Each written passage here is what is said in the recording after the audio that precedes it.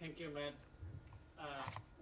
Just before the G20, Russian Foreign Minister Lavrov visited Bangladesh, and in Dhaka, he said Moscow would prevent any attempt to establish dictates and interference by the US in this region. And ruling Prime Minister Sheikh Hasina also accused US, as she said that US, in the name of Indo-Pacific strategy, they wants to come here and gain control over the region. So what is your response and what is your position, the Indo-Pacific strategy? I would say with respect to Russia, a country that has invaded two of its neighbors is prosecuting an aggressive war where it bombs schools and hospitals and apartment buildings on a daily basis should not be talking about any other country imposing dictates.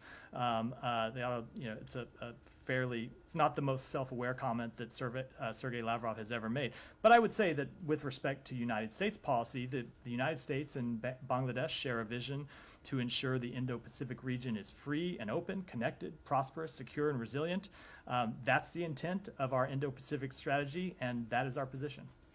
Can you please confirm in the G20 summit any meeting, sideline meeting between the Bangladesh Prime Minister and the President Biden, as Foreign Minister told the reporters that Biden and Prime Minister Hasina had a good conversation, though we did not see any readout or anything from the White House or from the State Department. I believe the White House did make public the meetings that the President had with other leaders. If I may, for press freedom, very quick. Bangladesh government control court sentenced 7 years two senior journalists, a 90-year-old who used to work for the BBC, Shafiq Rahman and Mahmoud Rahman, including 3 American citizens, and 1 journalist who is exiled in New York. Government ordered seized his property.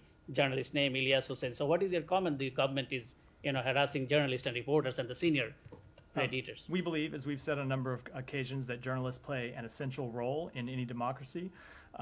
Their work uncovers corruption, safeguards the public's right to know information that affects their lives. They need to be able to make the public aware of the issues that they face in their daily lives. They need to ensure accountability for elected officials, the way that you all show up and ensure accountability for what I say here every day.